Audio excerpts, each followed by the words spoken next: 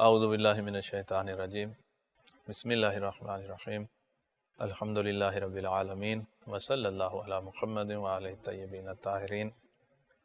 حرم امیر کائنات سے آپ کی خدمت میں حاضر ہیں۔ پچھلے درس میں ہم سود کے بارے میں بات کر رہے تھے اور کہا تھا کہ مزید سود کے بارے میں تھوڑی وضاحت کریں گے۔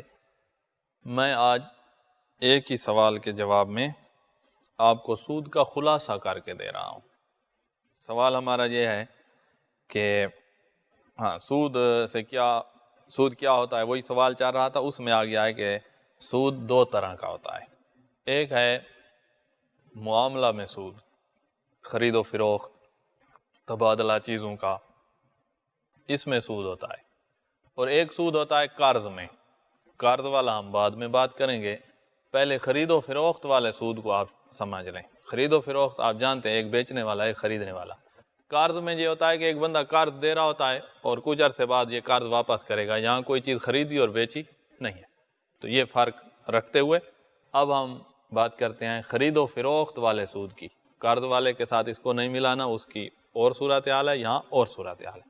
خرید و فروخت، معاملہ، لین دین میں سود جو ہے، تبادلہ کیا رہے ہیں چیزوں کا، ان میں سود اس وقت ہوتا ہے جب دو چیزیں جو آپ خرید و فروخت کر رہے ہیں وہ ہم جنس ہوں۔ گندم کے بدلے گندم بیچی جا رہی ہے، خریدی اور بیچی جا رہی ہے، یہ قرض کی بات نہیں ہو رہی، بعد میں کریں گے۔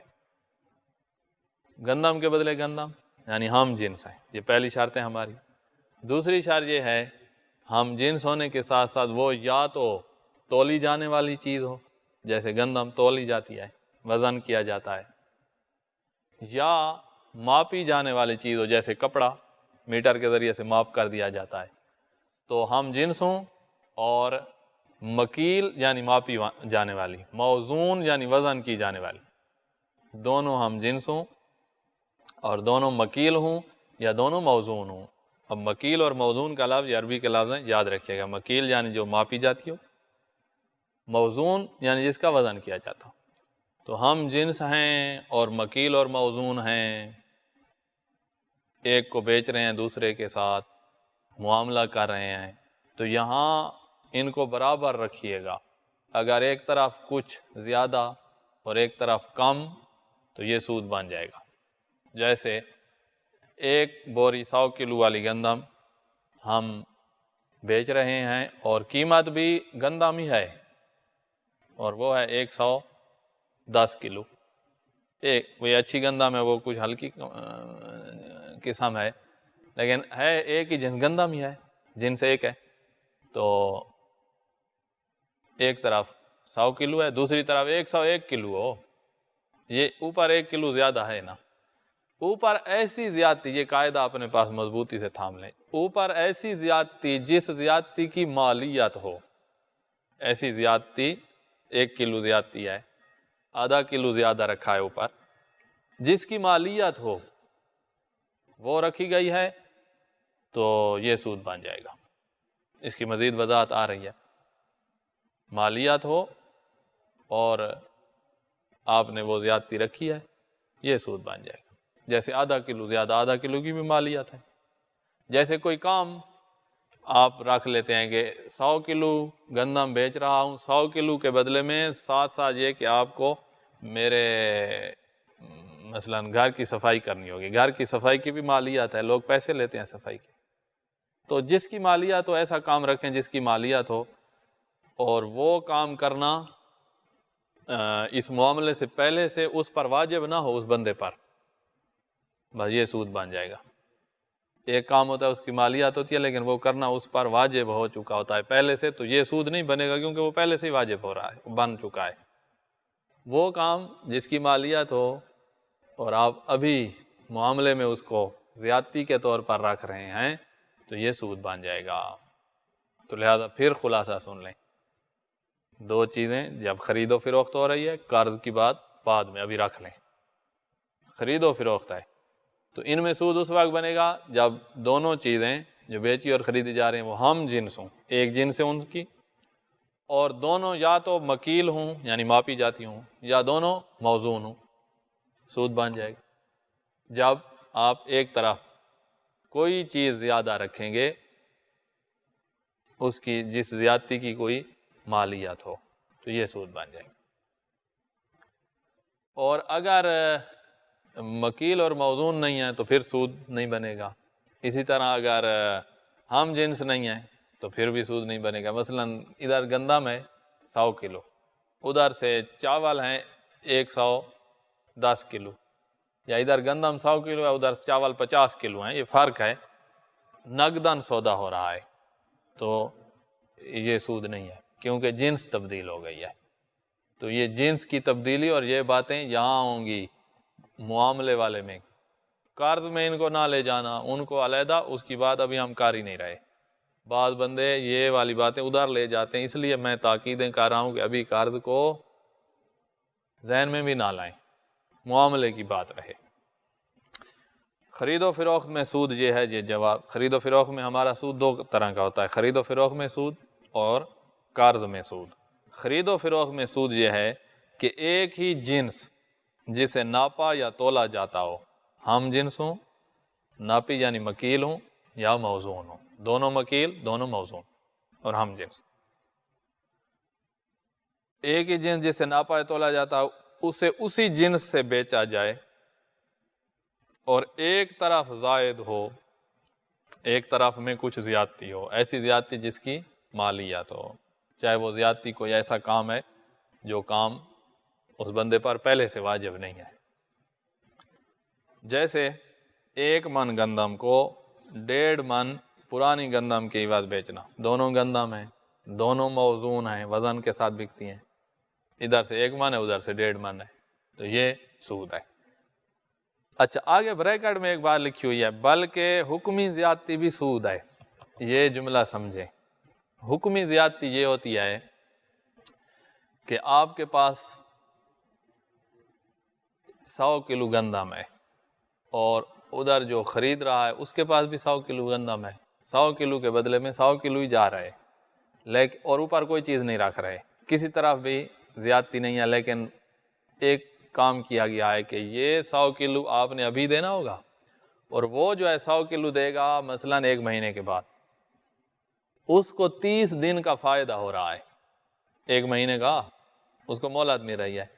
خرید و فروخت جب کر رہے ہیں، قرض کی بات میں نہیں کر رہا، قرض میں یہ جائز ہوتا ہے، خرید و فروخت جب کر رہے ہیں تو اس صورت میں یہ جو حکمی زیادتی ہم اس کو کہتے ہیں، 1 مہینے کا فائدہ جو اس کو مل رہا ہے یہ بھی سود میں جاتا ہے۔ خرید و فروخت میں یہ کام بھی نہ کریں، آپ کہیں 100 کلو کے بدلے 100 رکھے ہوئے ہیں، ہم جنس ہیں، دونوں موزون ہیں، یہ دونوں باتیں موجود ہیں، 100 کلو کے بدلے 100 کلو رکھا ہے لیکن 1 مہینے کا اس کو فائدہ ہو رہا ہے، پھر بھی سود ہے۔ یہ خرید و فروخت میں ہوتا ہے، قرض میں نہیں ہوتا۔ قرض میں اس طرح ہی کیا جائے تو کوئی مسئلہ نہیں ہے، وہ قرض ہوتا ہی اس طرح ہے کہ قرض ابھی دیں گے اور سال بعد لیں گے، جتنا دیا اتنا ہی واپس کرے گا، تو وہاں سود نہیں ہوتا۔ خرید و فروخت میں یہ ہوتا ہے، تو یہ خلط نہ ہو جائے۔ تو یہ ہو گیا سود معاملے کا، خرید و فروخت، تبادلہ، ان چیزوں میں۔ قرض میں سود یہ ہے کہ آپ نے جو چیز بھی قرض میں لی ہے،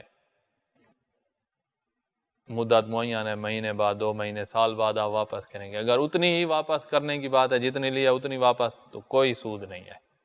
لیکن اگر اوپر کچھ زیادہ مقدار دینے کی شرط لگائی گئی تو پھر سود ہے۔ جیسے بینک سے ہم پیسہ لیں، 10 لاکھ قرض لیا ہے اور بینک ہم سے 11 لاکھ لے گا، 10.5 لاکھ لے گا، 12 لاکھ لے گا، یہ سود ہوگا۔ یہ سود ہے، اوپر 2 لاکھ، 1.5 لاکھ، 50,000، 1,000 بھی لے، یہ بھی سود ہے۔ انٹرسٹ 0%، 0% رکھے پھر سود نہیں ہے، 1%، آدھا % رکھ دیا تب بھی سود ہے۔ اور قرض میں سود یہ ہے کہ کسی کو قرض دیا جائے اور اس پر شرط لگائی جائے کہ زیادتی کے ساتھ واپس کرے گا، یہ سود ہے۔ تو یہ سود کا خلاصہ یہ، آپ کو یہ مسئلہ آتا ہے تو پھر انشاءاللہ آپ کے لیے کوئی مسئلہ نہیں ہے۔ اس لیے جیسے ہم بینک میں پیسے رکھتے ہیں، بینک کہتا ہے کہ بھئی آپ ہمارے پاس 10 لاکھ رکھو، ہر مہینے ہم آپ کو 10,000 دیں گے اور جس وقت 10 لاکھ آپ نکالنا چاہیں گے وہ نکال لیں گے، یا اتنی مدت کے بعد نکال لیں گے، تو آپ کو اپنا 10 بھی مل جائے گا اور منافع بھی مل جائے گا. ہم کہیں گے یہ سود ہے. یہ جو بینک میں رکھا ہے ایک قسم کا بینک کو آپ نے قرض دیا ہے، اور بینک یہ قرض بھی آپ کو واپس کرے گا 10 لاکھ کا 10 لاکھ پورا، اور اوپر سے اس نے کہا ہے کہ ہم ہر مہینے 10,000 بھی دیں گے، اور آپ نے اس شرط کو قبول کیا، اس نے یہ شرط ذکر کیا، تو یہ سود بن گیا. تو یہ جائز نہیں ہے. ہاں جو کافر حربی ہیں ان سے سود لینا جائز ہوتا ہے، مثلا امریکہ، یورپ، اسرائیل، یہ جو انڈیا، ہاں ان کے بینکوں سے ہم سود لے سکتے ہیں. کسی مسلمان نے، اب یورپ میں رہتا ہے، اس نے کافر بینک ہے، اس میں یعنی جس کی ملکیت ہے وہ بندہ کافر ہے، اس بینک میں اس نے پیسے رکھے ہوئے ہیں اور لے رہا ہے منافع، تو یہ ٹھیک ہے. کافر جو ہے حربی، اس سے سود لیا جا سکتا ہے. یہ ہو گئی سود کا خلاصہ. اب آگے سوال ہے کہ اگر جنس تبدیل ہو جائے، جنس تبدیل ہو جائے، ہم جنس نہیں رہے، ایک طرف سے چاول ہیں دوسری طرف سے گندم ہے، تو اب فرق کے ساتھ گندم 100 کلو، چاول جو ہے وہ 75 کلو ہے. یہ فرق کے 100 کے بدلے 100 نہیں ہے، یہ فرق اب جائز ہوگا. یا ایک چیز ناپی جاتی ہے دوسری تولی جاتی ہے، ایک، یا اس طرح کہیں کہ نہ مکیل ہے نہ موزون ہے، معدود ہیں عدد کے ساتھ، درجن کے حساب سے بکتے ہیں، 1 درجن کے بدلے میں 1.5 درجن. یہ نہ وزن والی ہیں اور نہ ہی ماپی جاتی ہیں. ہم نے کہا تھا نا سود وہاں ہوتا ہے جہاں چیزیں جو ہیں وہ ہم جنس ہوں اور مکیل یا موزون ہوں. اب معدود ہیں، معدود یعنی عدد، گننا، تو گنی جاتی ہیں. تو ایسی چیز جو ہے ان کا معاملہ، ہم قرض کی بات نہیں کر رہے اس سوال میں، ان کا معاملہ کرنا یہ کیا جائز ہوگا؟ سوال اگر جنس تبدیل ہو جائے، معاملہ کی بات ہو رہی ہے قرض کی نہیں، یا وہ چیز ناپی اور تولی نہ جاتی ہو بلکہ گنی جاتی ہو، بلکہ شمار کر کے بیچی جاتی ہو. جیسے انڈے بکتے ہیں ہمارے ہاں، شمار کر کے، کوئی وزن کر کے نہیں بیچے جاتے، یا کیلے جیسے بیچتے ہیں. تو کیا پھر اس سے، اس طرح سے خرید و فروخت جائز ہوگی کہ 10 انڈوں کے بدلے میں 15 انڈے، 10 وہ والی مرغی جو دیسی ہوتی ہے، 15 فارمی مرغی والے، اس طرح 10 کے بدلے 20 انڈے، یہ پھر جائز ہوگا؟ ہم جنس ہیں لیکن مکیل موزون نہیں ہیں بلکہ معدود ہیں، شمار کیے جاتے ہیں. یا چیزیں ہم جنسی نہ ہوں، جیسے گندم اور چاول کا معاملہ ہیں تو دونوں وزن والے لیکن ہم جنس نہیں، یعنی ایک شرط ہم ختم کر رہے ہیں، یا ہم جنس ہونے والی بات ختم کر رہے ہیں یا مکیل موزون ہونے والی بات ختم کر رہے ہیں.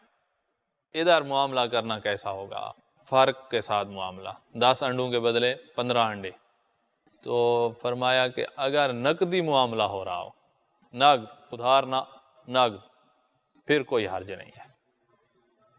100 کلو گندم بیچ رہے ہیں اور قیمت ہے اس کی 75 کلو چاول، نقدی معاملہ ہے، ادھار نہیں ہے، ٹھیک ہے، کوئی مسئلہ نہیں ہے. 10 انڈے ہیں، ان کے بدلے میں 15 انڈے لے رہے ہیں، یہ مکیل موزون نہیں ہے، نقدی معاملہ ہے، کوئی حرج نہیں ہے. ادھار والی صورت میں احتیاط واجب بنا پر پرہیز کیا جائے گا، تو یہ نقد کر سکتے ہیں. اگر کسی طرف سے جواب، اگر کسی طرف سے جنس زائد نہیں ہے تو پھر تو کوئی اشکال نہیں ہے. جنس زائد نہیں ہے یعنی 100 کلو گندم اور 100 کلو چاول، تو پھر تو کوئی مسئلہ ہی نہیں ہے. 10 انڈے دیسی مرغی والے اور 10 انڈے ہی فارمی مرغی والے، پھر تو کوئی مسئلہ ہی نہیں ہے. لیکن اگر ایک طرف سے جنس زائد ہے، جنس ایک طرف سے زائد ہے، 10 انڈوں کے بدلے 15 انڈے ہیں، 100 کلو گندم کے بدلے میں 75 کلو چاول ہیں، ایک طرف سے زیادتی ہے ایک طرف سے کمی ہے، تو پھر ضروری ہے کہ معاملہ دونوں طرف سے نقد ہو.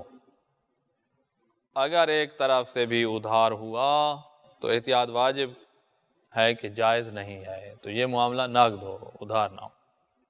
مثلا 1 من گندم 1.5 من چاول سے خریدے، نقد تو کوئی مسئلہ نہیں ہے، ادھار تو پھر مشکل آ جائے گی. یا 10 انڈے دوسرے 12 انڈے 10 انڈے دوسرے 12 انڈوں سے خریدے، ادھر سے 10 ہیں ادھر سے 12 ہیں، تو اس صورت میں جائز ہے جب دونوں طرف سے نقد ہوں، ورنہ احتیاط واجب بنا پر یہ جائز نہیں ہوگا۔ اچھا آگے اب سوال ہے سود سے جان بچانے کا ایک طریقہ یہاں ذکر ہو رہا ہے، سود سے بچنے کا، کہ ہم بیچ رہے ہیں، یہ خرید و فروخت والی باتیں ہو رہی ہیں، قرض والا سود آپ نے پہچان لیا، اس کی میں اتنی ہی بات تھی جو ذکر کر دی، مزید قرض کے کچھ احکام آگے آئیں گے۔ تو معاملہ خرید و فروخت کے سود کی یہاں بات ہو رہی ہے کہ گندم ہے 100 کلو ایک طرف سے، دوسری طرف سے گندم ہے 150 کلو، تو یہ سود بن رہا تھا۔ اس سود سے بچنے کا ایک طریقہ یہ ہے کہ یہ جو 100 کلو والی جانب ہے جو کم ہے، ادھر سے 150 کلو ہے، تو آپ اس میں کوئی چیز رکھ دیں جس چیز کی مالیت ہے، مثلا ایک کتاب رکھ دی ہے، کتاب بازار میں بکتی ہے، اور معاملہ اس طرح ہو جائے کہ 100 کلو گندم کے بدلے میں 100 کلو اور کتاب کے بدلے میں اوپر والا 50 کلو،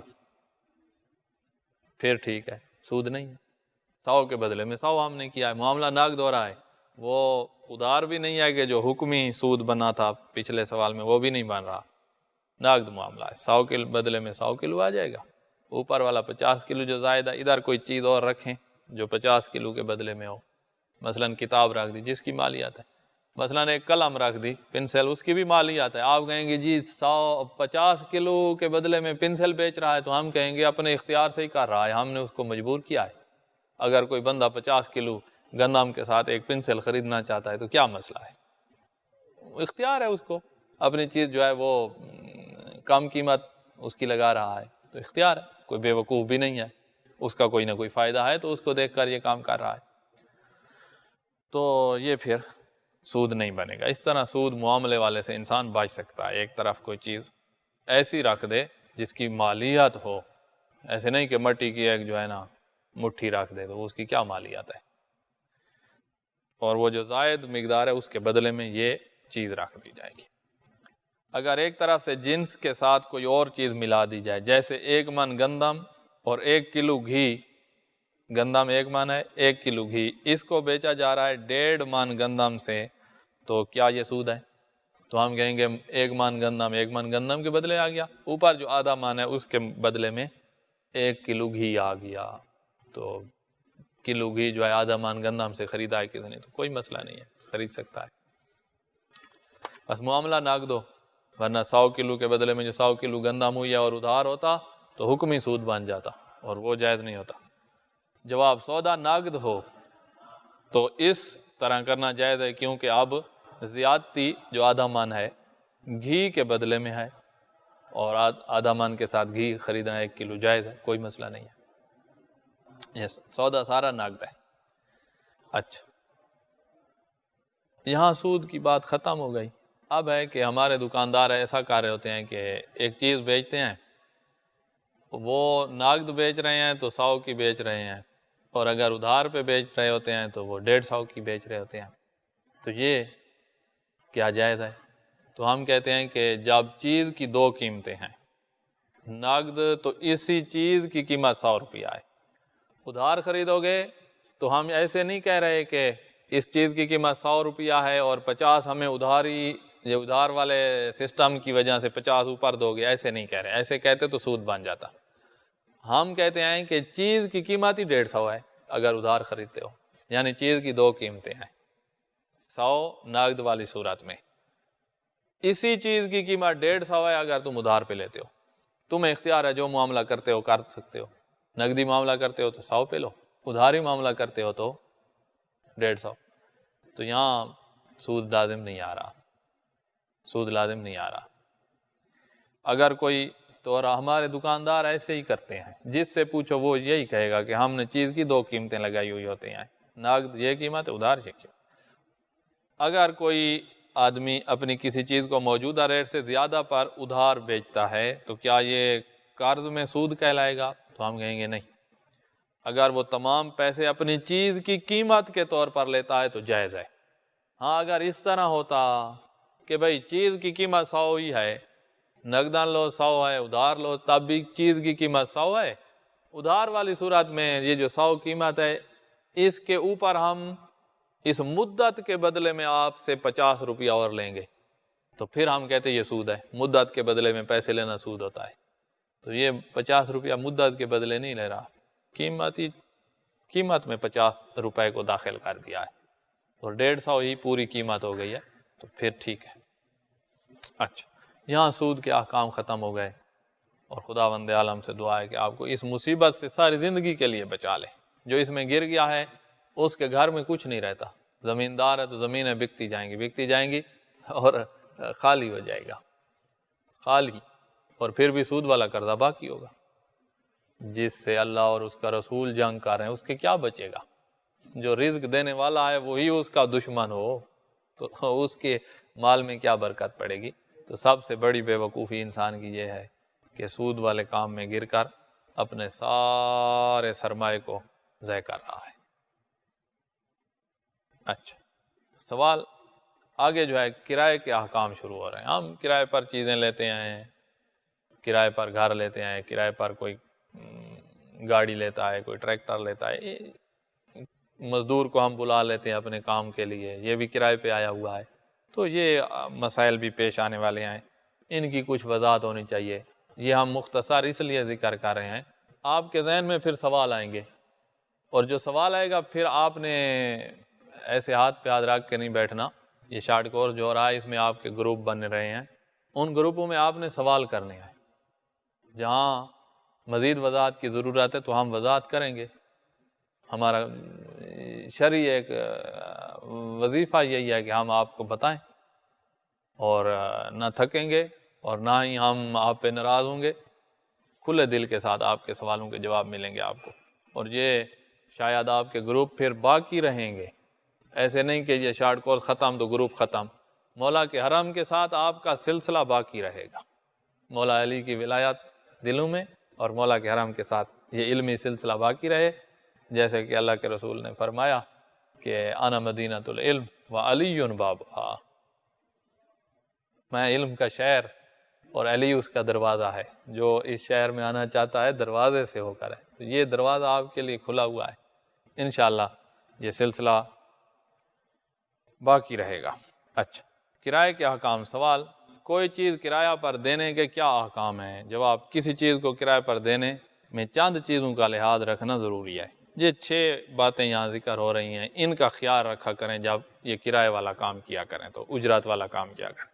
سب سے پہلے کام جو ہے نا وہ یہ ہے کہ چیز جو آپ کرائے پہ لے رہے ہیں، جس طرح اس کے استعمال کرنے کو معین کیا گیا ہے، کیفیت استعمال کس طرح کرو گے پھر اسی طرح ہی استعمال کیا جائے گا، تو لہٰذا یہ پہلے معین کر لیں کہ ہم نے کس طرح استعمال کرنا ہے۔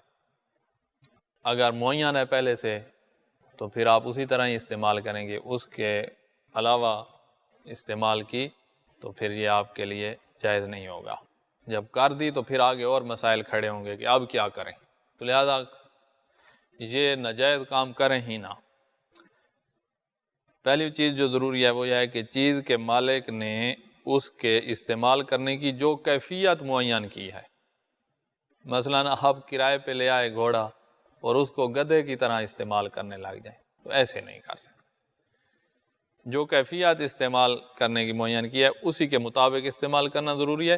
مثلاً اگر اس شرط پر مکان کرائے پر دیا ہے کہ اس میں خود بیٹھو گے تو آپ بس خود ہی بیٹھو گے، دوسروں کو اب آپ نہیں بٹھا سکتے اور کسی دوسرے کو نہیں دے سکتا۔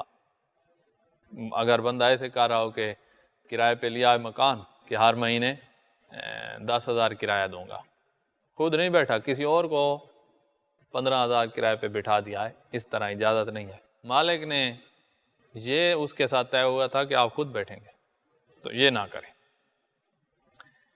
دوسرا یہ ہے کہ فائدہ جو آپ نے لینا ہے اس چیز سے حلال فائدہ اگر ممکن نہ ہو، وہ چیز ہی ایسی ہے کہ اس کا فائدہ ہی حرام ہوتا ہے، تو یا مالک نے یہ شرط لگا لیا ہے کہ آپ کو یہ چیز دیتا ہوں کرائے پہ لیکن اس کو حرام کام میں استعمال کرو گے، یہ پہلے سے ہی شرط۔ تو یہ کرایہ اور یہ سارا نظام، یہ جو معاملہ ہوا ہے، یہ سارا معاملہ ہی غلط ہے۔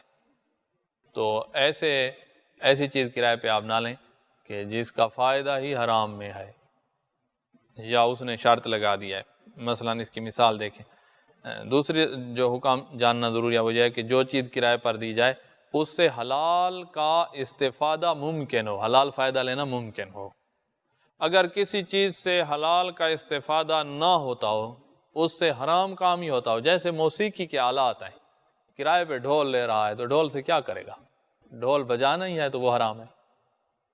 تو یہاں کرایہ نہیں چلے گا، یہاں یہ سلسلہ نہیں چلے گا۔ یا شرط لگائے کہ حرام کا استفادہ ہی کرو گے، حلال کام میں استعمال کرو گے ہی نہیں، تو یہ ایجار باطل ہے، یہ جو معاملہ ہوا ہے یہ باطل ہے۔ آپ نے جو پیسے دیے وہ اس کا مالک نہیں ہے، اور آپ اس چیز میں تصرف نہیں کر سکتے۔ اپنے پیسے واپس لیں اور چیز اس کے منہ پہ ماریں۔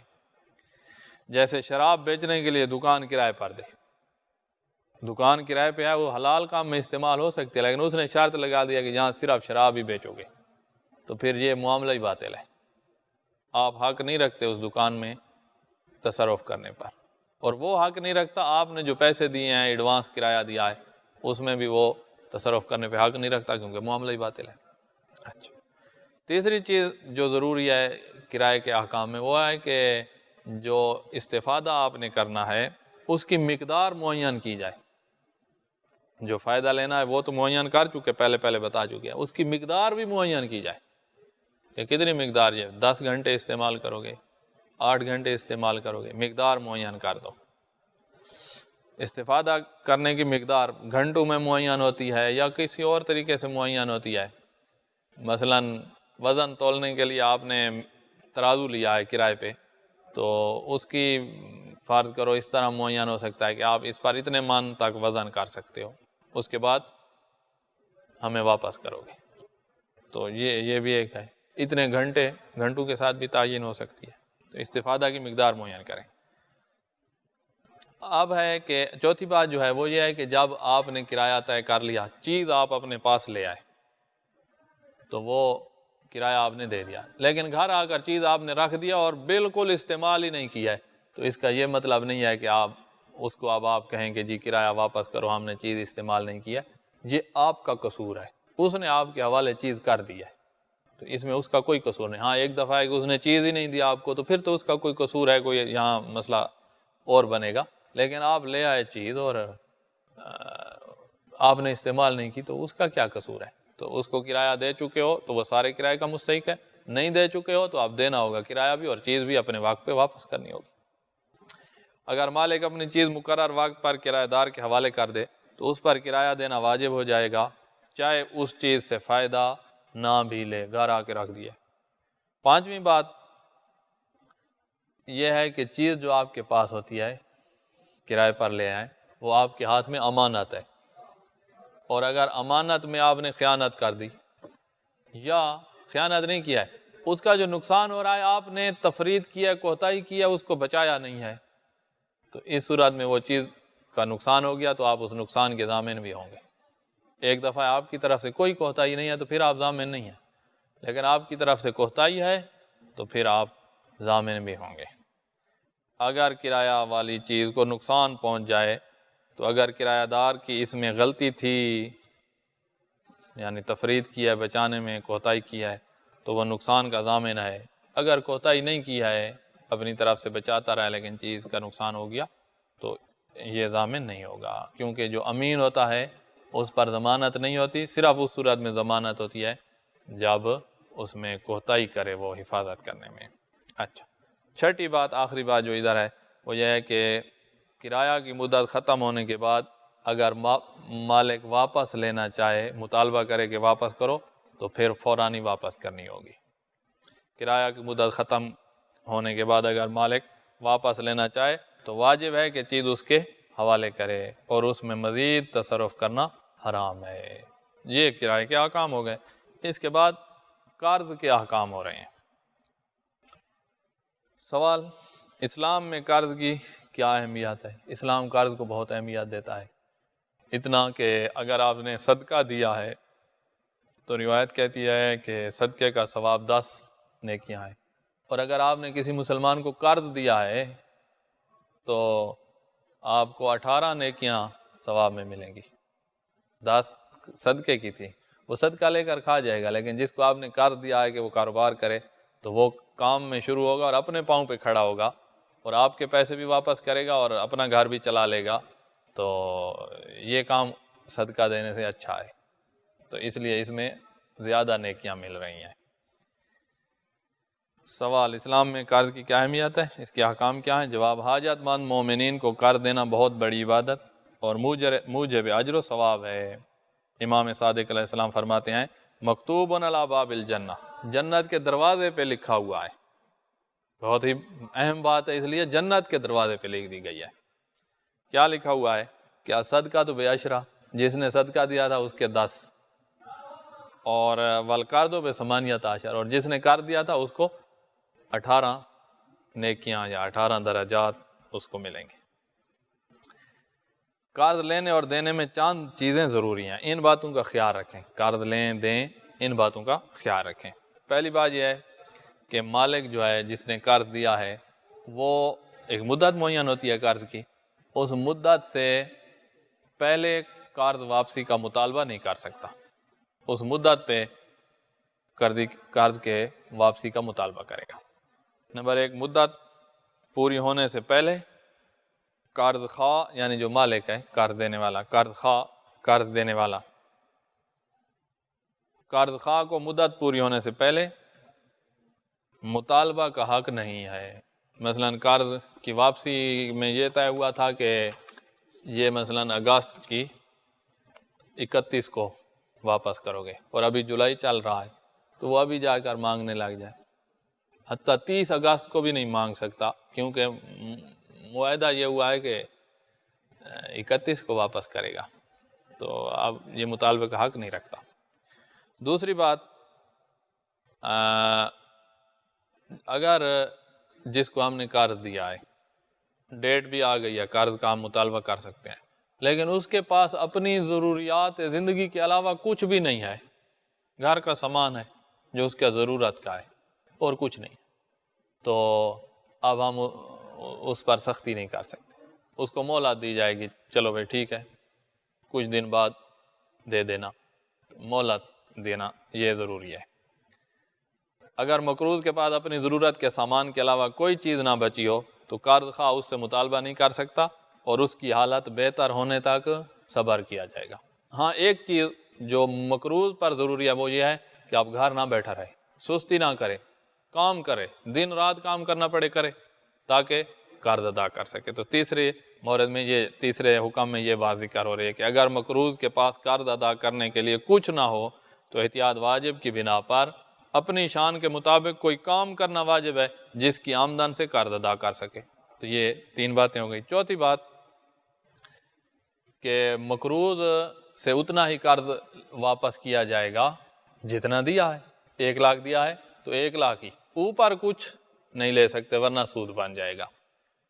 اوپر جو چیز لی جا رہی ہے، چاہے وہ پیسے کی شکل میں لی جا رہی ہو، چاہے کوئی اور چیز لی جا رہی ہے جس چیز کی مالیت ہوتی ہے، 1 لاکھ قرض دیا ہے تو 1 لاکھ واپس کرنا اور ساتھ 1 بوری گندم کی، یہ چیز ہے، اس کی مالیت ہے، یہ نہیں کر سکتے۔ یا 1 لاکھ کے بدلے 1 لاکھ دینا اور اوپر یہ والا کام کرنا کہ درزی ہو تم میرے کپڑے سلائی کر کے دو گے، اس کام کی مالیت ہے، یہ بھی نہیں کر سکتے۔ ہاں، ایسا کام اس کو کہہ سکتے ہو جو پہلے سے اس پہ واجب ہو چکا ہو۔ مثلا 1 لاکھ قرض دے رہا ہوں، 1 لاکھ ہی دینا، لیکن اس عرصے میں نمازیں پوری پڑھو گے تو یہ پہلے سے ہی اس پر واجب ہے، تو یہ شرط ہم رکھ سکتے ہیں، یہ سود نہیں ہوگی۔ چوتھا، مقروض پر قرض کی مقدار سے زیادہ ادا کرنے کی شرط رکھنا حرام ہے کیونکہ یہ سود ہے، اور اگر مالی زیادتی کے علاوہ کسی کام وغیرہ کی شرط لگائی جائے، مثلا میرے باپ کے لیے ایک ختم قرآن پڑھ کر ثواب ہدیہ کرنا ہوگا جو فوت ہو چکا ہے مثلا، تو یہ بھی سود ہوگا کیونکہ اس کی بھی ایک مالیت ہے، ہم پیسے نہیں دے رہے ہوتے جس سے قرآن کی تلاوت کرا کے میت کو ہدیہ کرتے ہیں، تو یہ بھی سود ہے۔ تو یہ سود ہوگا بشرطے کہ اس کی مالیات ہو. اس کی مالیات ہے ایک ختم قرآن انجام دینا، اس کی ایک مالیات ہے، اور وہ مقروض پر شرعاً واجب نہ ہو. قرآن کا ختم کر کے قرض دینے والے کے باپ کو ہدیہ کرنا یہ واجب نہیں ہے. تو اس کام کی مالیات ہو اور اس پر پہلے سے واجب نہ ہو، یہ شرط میں رکھیں گے، یہ بھی سود ہو جائے گا. تو لہذا سود سے بچ کے قرضے دیں. پانچویں بات جو یہاں قرض کے احکام میں ہے کہ بغیر ضرورت کے قرض لینا یہ مکروہ ہے.